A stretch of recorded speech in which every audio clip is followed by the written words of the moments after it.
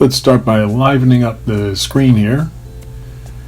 What we're going to do first is add columns, and we're going to add a background column first. Let's call that BG. Click add. Then we're going to add another column called rough, and click add. And then we'll make another one called more rough, and click add close. Now we've got these 4 columns here. Let us shorten them so it takes up less space, and you see how I'm doing that.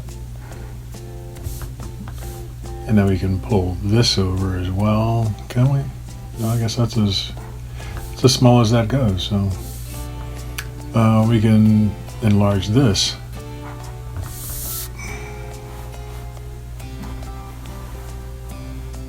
Bring that over there.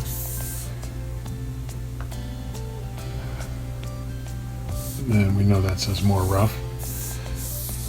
Close that. Now we want this drawing layer. Let's have that on the bottom, and let's bring the BG layer on top of that and put the rough layer below that. So in here, liven that up, press the 1 key, and that makes your drawing boundaries smaller. Oh, don't need that. Click on the box command and click on white. Go up here to the top right, top left, come down to bottom right. Now we've got a white square. Click on your fill, which is a bucket of paint, and it gives you a white background. And so that'll be our background layer. Let's go over here to rough. Let's call this one R1. Click return. I don't know why my Cintiq is clicking here. Yeah, that's better. Now, let us make a color to draw in. I don't like that blue, it's kind of too dark. I prefer a lighter color blue. So go up here. What I did was I clicked that rectangle twice, and up came our color picker. And if you go here, you'll get a nice light blue. See that? And then X out. And now what we need is a ground plane for our action to take place on. And I usually draw a couple of lines across.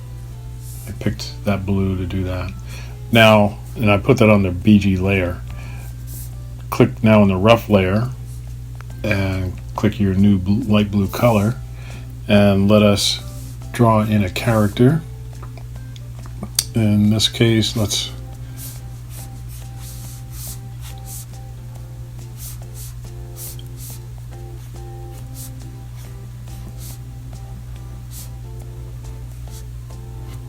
here's a nose for the guy, some ears, a mouth, a little bit of hair.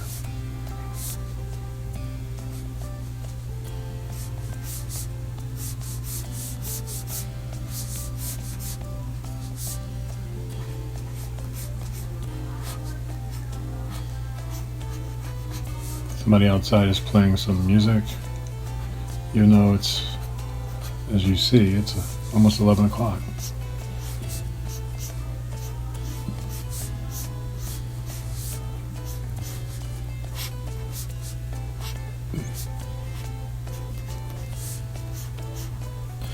Anyway, so here's our little guy here.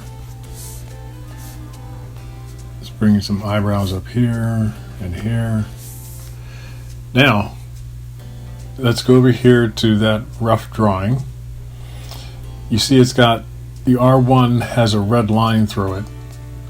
To get rid of that red line, press Command S for save, and now the red line is gone.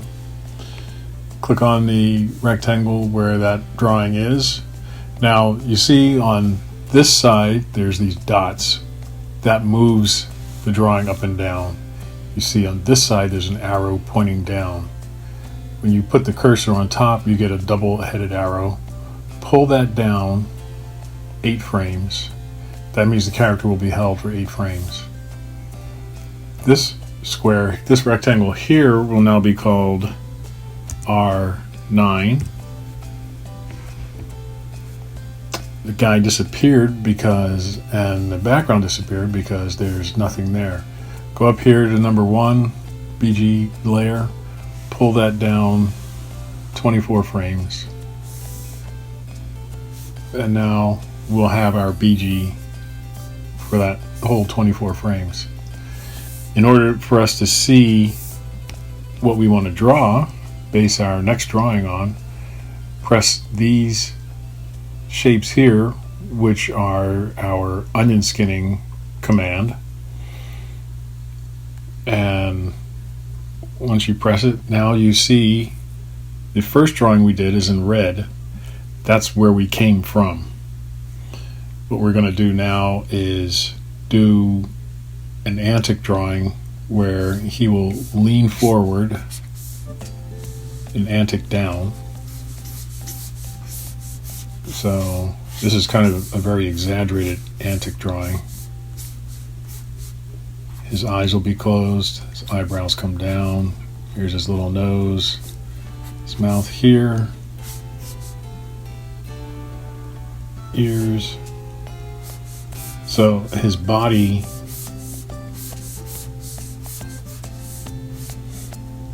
should curve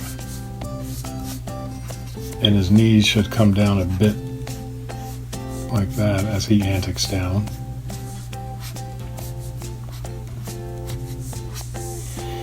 Let's bring his shoulders up into his head somewhat.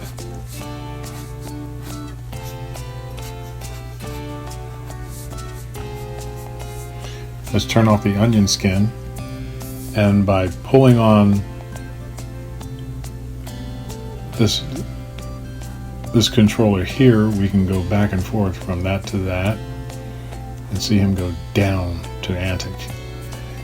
Let us go over here, pull that down 4 frames. That's a 4-frame Antic. And let's call this drawing R13. Everything disappeared. In order for us to see the drawings that we've done, press your onion skin command. Now we can only see the second drawing that we did. In order to see the first one, go here to the timeline, pull the red over here, and now we can faintly see the first drawing that we did, the setup drawing. So what we're going to draw now, we have 2 red drawings, is he antics down. He's going to come up into a surprise pose pointing this way.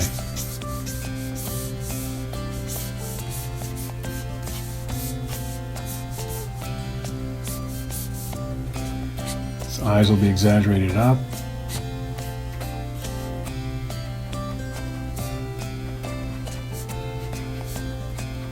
Eyebrows way up. Here's his little nose like this. You follow this center line here to draw an exaggerated mouth, because he's really surprised. Stretches his head, and what he's going to do is be up on tiptoes.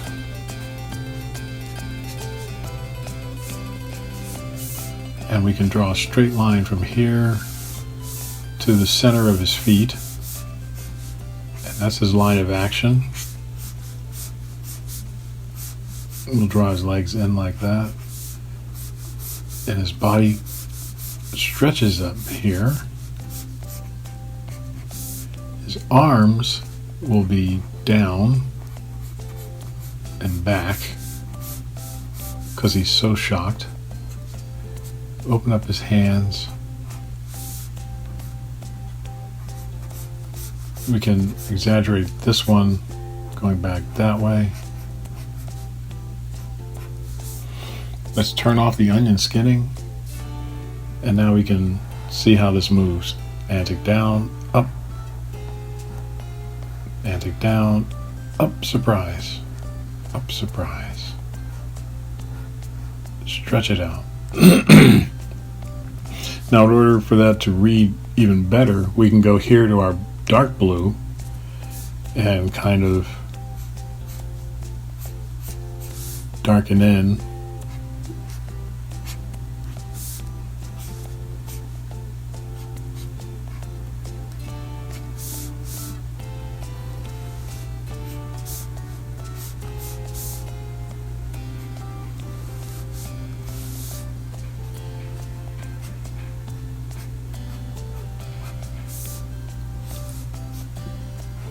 So here we've darkened in so we can make out a little bit better exactly what is going on.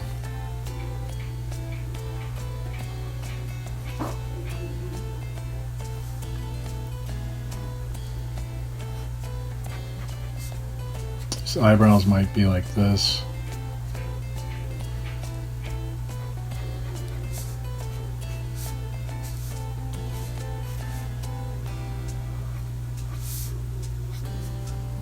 Stretch his cheek down.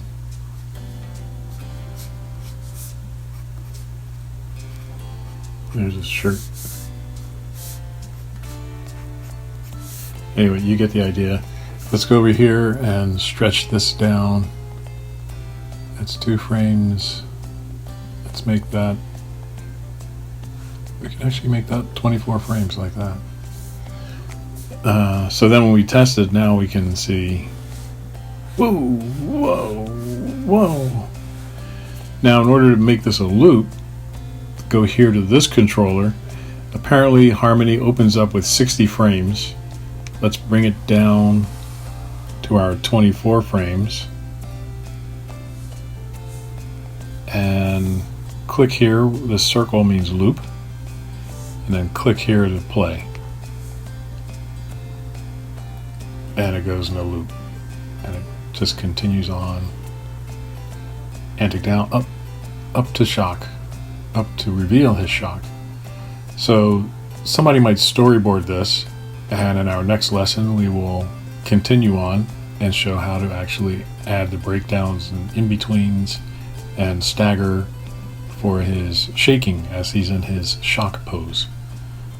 So until then, we'll see you next time.